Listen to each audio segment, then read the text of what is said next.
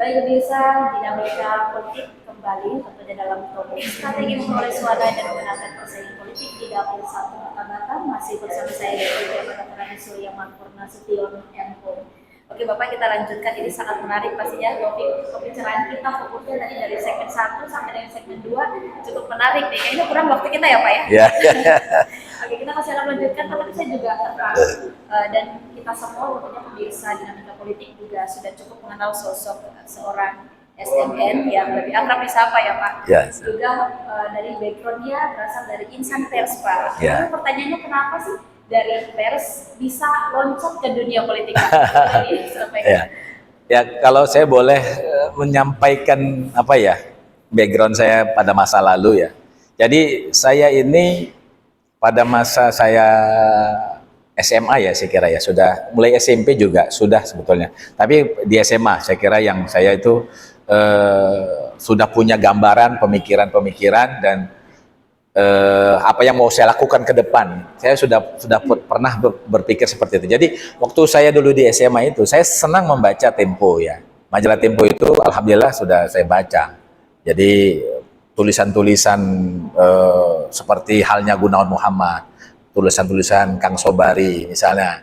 Terus ada tulisan-tulisan Todung Mulia Lubis, Buyung Nasution dan lain sebagainya.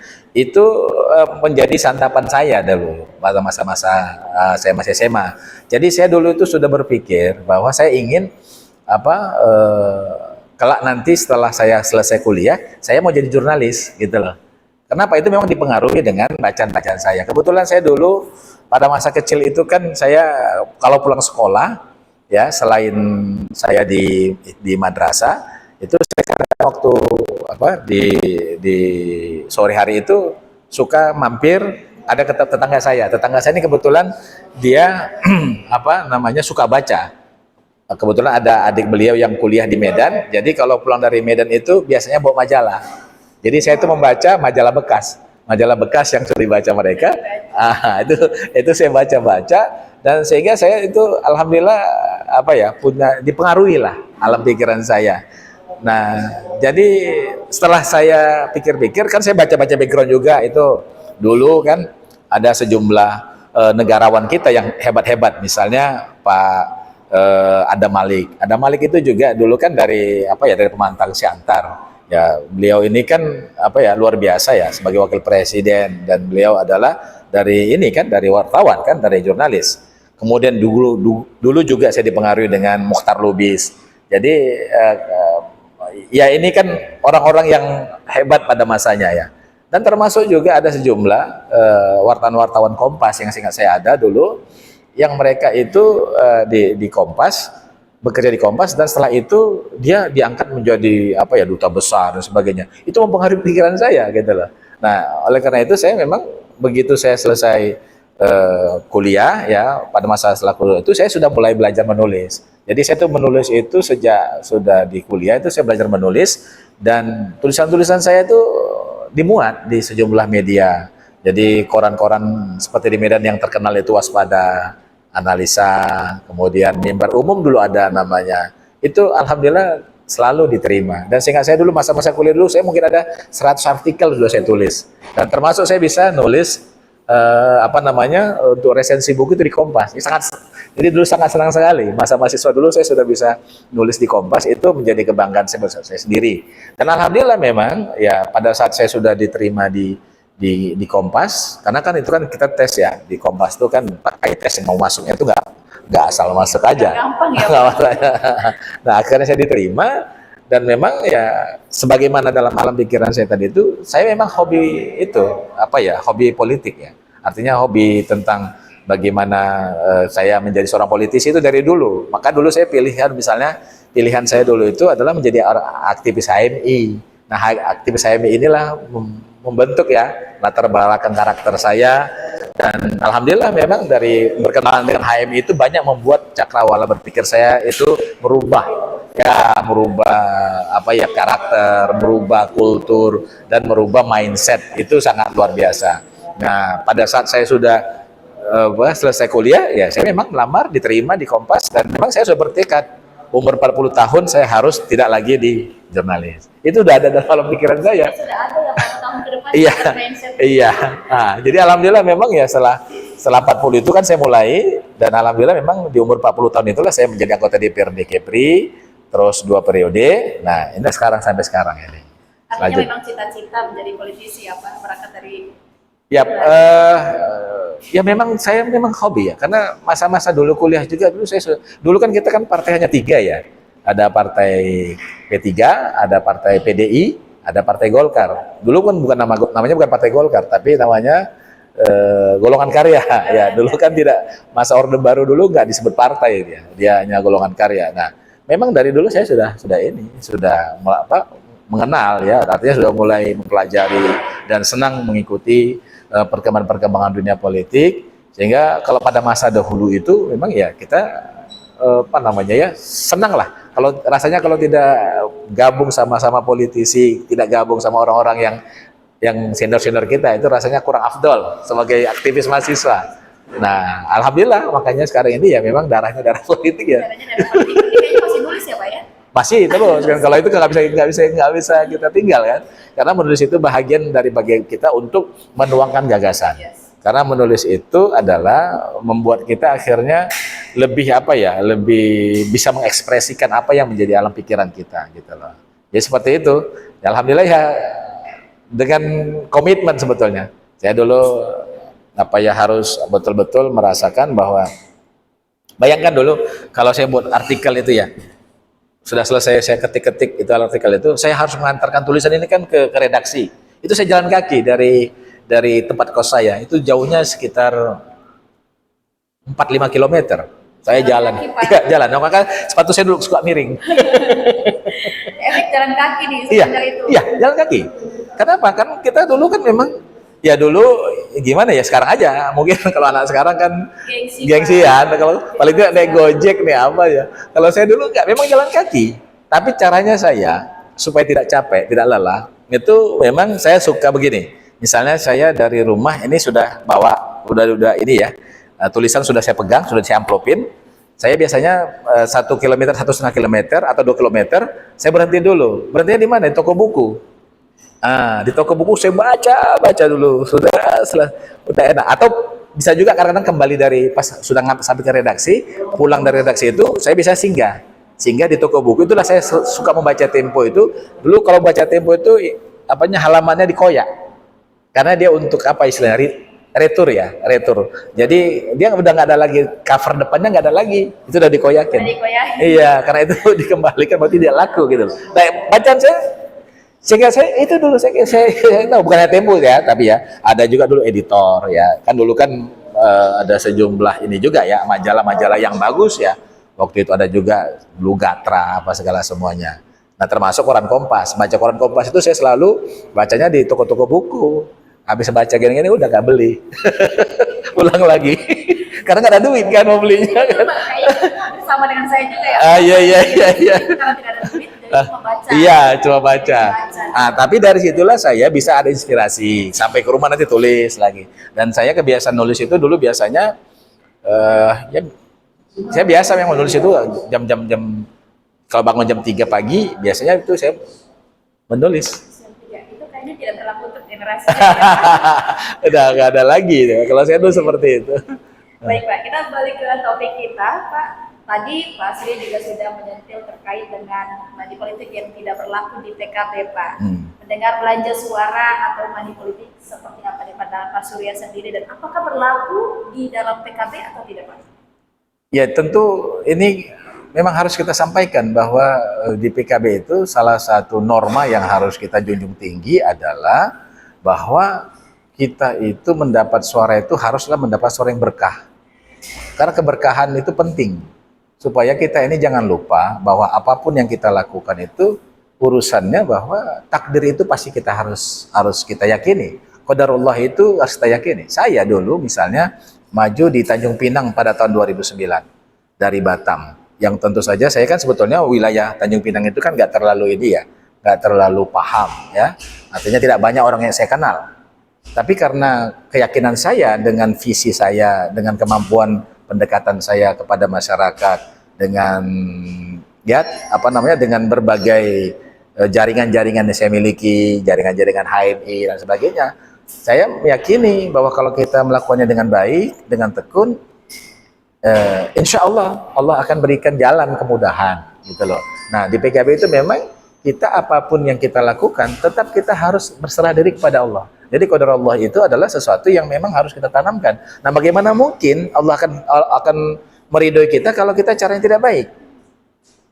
Karena kita ini partainya yang didirikan oleh para ulama, oleh para kiai. Dari cerminan ya Pak Ya, ya?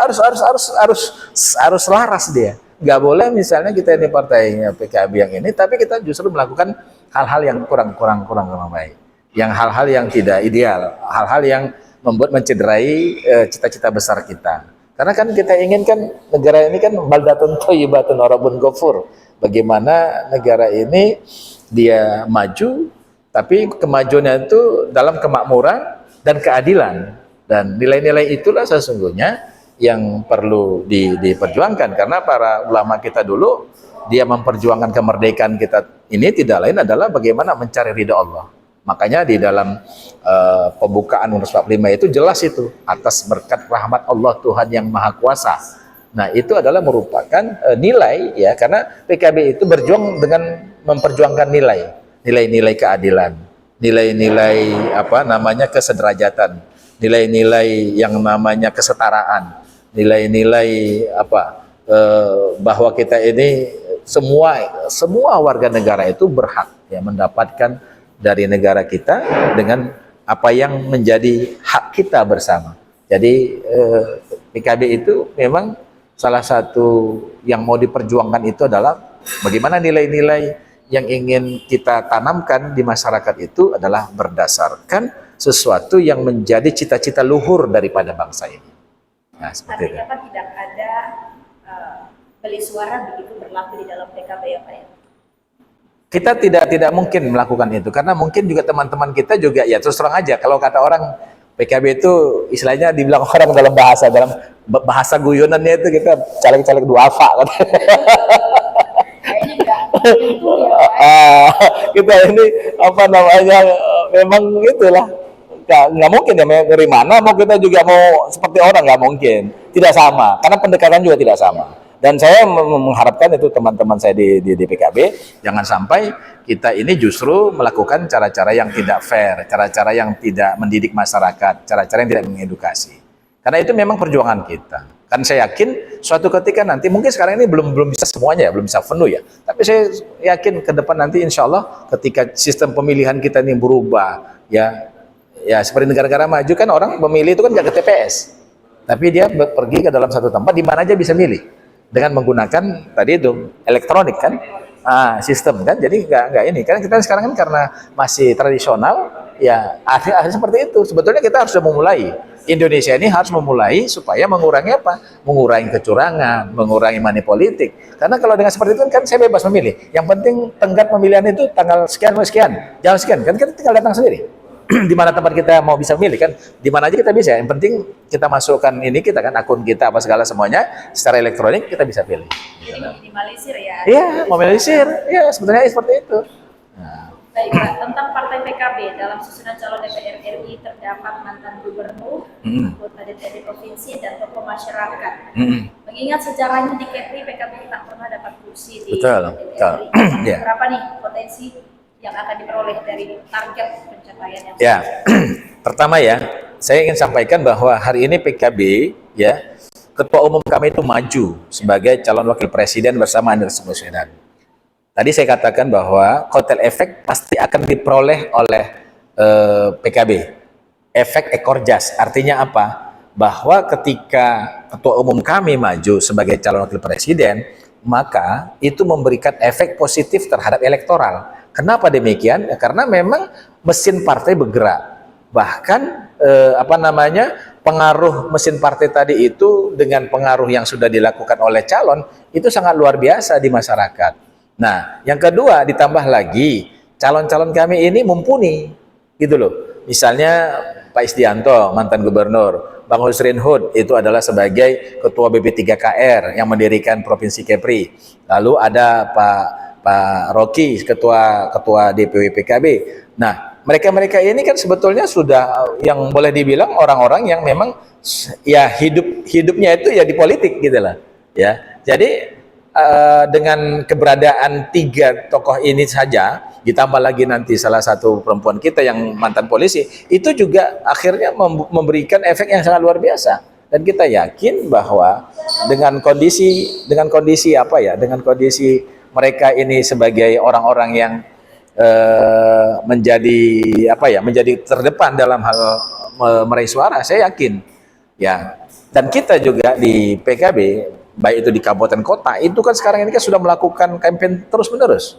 Jadi hanya saja memang nanti saya melihatnya ya, efek ekor jasnya itu PKB nanti paling banyak akan dipilih itu partainya ya, partainya akan banyak dipilih orang. Kenapa? Inilah pendukung Amin, pendukung Anies Muhaimin.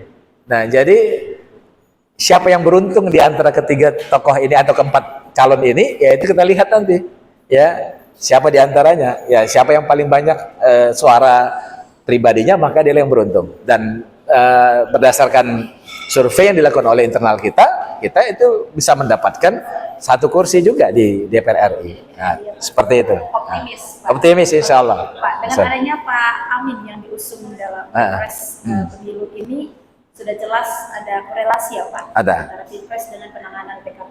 Ya, ya. Bukan hanya korelasi, tapi dia tuh memang dia linear. Ketika kita menjual Amin, makanya saya sampaikan tadi itu, boleh dicek ya, itu hampir di seluruh banner-banner ataupun spanduk ataupun baliho saya itu, baliho teman-teman PKB itu senantiasa itu menjadikan Amin sebagai satu apa ya, satu daya tarik ya. Karena menurut saya yang menyukai Amin ini kan bukan hanya PKB, tapi boleh dibilang hampir semua lapisan masyarakat tuh senang dengan Amin ya.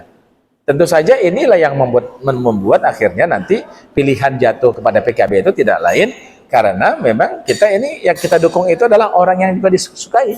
Nah, sekarang itu problemnya adalah bagaimana ini kita memanfaatkan semaksimal mungkin. Bagaimana seluruh kader, seluruh caleg itu bisa memanfaatkan keberuntungan ini atau memanfaatkan peluang ini agar jangan sampai yang sudah kita miliki ini dengan kekuatan Amin itu justru tidak bisa kita maksimalkan untuk kepentingan partai. Nah, di sanalah yang menurut saya yang harus betul-betul kita kita betul-betul ini ya, kita perkuat bagaimana kita bisa insya Allah nanti setelah bahwa PKB itu orang mengetahui bahwa PKB itu adalah Amin. Amin adalah PKB. Itu yang mau kita kita perkuat supaya orang nanti ke depan insya Allah memilih PKB, memilih Amin. Artinya dalam setiap pendekatan dan sosialisasi juga ya, selalu ya Pak? Itu yang kita sampaikan. Memilih PKB itu berarti memilih Amin. Memilih Amin itu berarti memilih PKB. Oke, terakhir Pak, mungkin bisa disampaikan kepada seluruh masyarakat di Kota Batam, terutama di dapil Bapak sendiri, Bapak Kota dan membaca untuk mensukseskan pemilu 14 Februari mendatang. Ya, yang pertama mungkin saya mengimbau ya dan mengajak kepada seluruh masyarakat ya, bukan hanya di Batam Kota atau Lumbaja tapi di seluruh Kota Batam itu supaya kita menggunakan hak pilih kita dengan baik. Jangan kita sia-siakan hak pilih kita yang sudah diberikan diberikan oleh negara ini. Marilah kita gunakan sesuai dengan pilihan-pilihan yang rasional, sesuai dengan pilihan-pilihan yang memang kita yakin bahwa dengan memilih partai PKB misalnya, dengan memilih caleg misalnya yang sudah kita kenal, misalnya Surya Makmur Nasution, maka ini adalah menjadi cara kita gitu loh. Jadi gunakan kesempatan ini untuk memilih calon DPRD yang terbaik sehingga ke depan ya Batam itu diisi oleh anggota-anggota DPRD yang memang punya visi, yang memang mereka itu adalah diyakini memperjuangkan kepentingan masyarakat Kota Batam. Sudah saatnya kita, kalau istilah Mas Anies itu Wakanda no more, Batam forever. Sedikit ya dari. Oke Pak, mungkin bisa disampaikan juga harapan untuk suksesnya pemilu 14 Februari nanti, karena seperti kata Bapak tadi di awal ya, segmen awal hitung hari nih, tinggal beberapa hari aja. Ya, saya kira untuk menjelang hari-hari H ini, maka ini kan sebetulnya kan ada yang swing voter masih ada ya. undecided voter juga masih ada. Saya kira dengan kita lakukan sekarang ini, maka masyarakat itu semakin banyak orang melakukan edukasi politik seperti ini. Saya meyakini swing voter itu akan segera mengambil keputusan, terutama lagi undecided voter, yaitu orang yang belum menentukan pilihan. Itu saya kira dengan banyaknya edukasi politik, saya yakin nanti ke depan ini orang yang awalnya tidak belum mau menggunakan hak pilihnya, dia akan menggunakan pilihnya. Jadi marilah kita semua warga masyarakat terlibat aktif di dalam pemilihan ini, dan kita awasi. Ayo kita awasi jalan pemilu ini supaya berlangsung secara jujur, secara adil. Kita cegah kecurangan-kecurangan, kita cegah money politik, sehingga ke depan nanti insya Allah para wakil rakyat yang terpilih itu adalah merupakan wakil kita yang bisa memperjuangkan aspirasi dan kepentingan masyarakat, khususnya Kota Batam. Saya kira itu. Khusus lagi Pak? Ya? Lebih khusus lagi di Dapil? Ya, di Dapil tentu saya Dapil Batam 1 ya, Batam 1 yaitu Batam Kota dan Lubuk Baja. Insya Allah. Ya. Dan sekali lagi jangan lupa datang ke TPS pada 15 Februari mendatang dan pilihlah calon pemimpin sesuai hati nurani ya Pak ya. Ya, siap.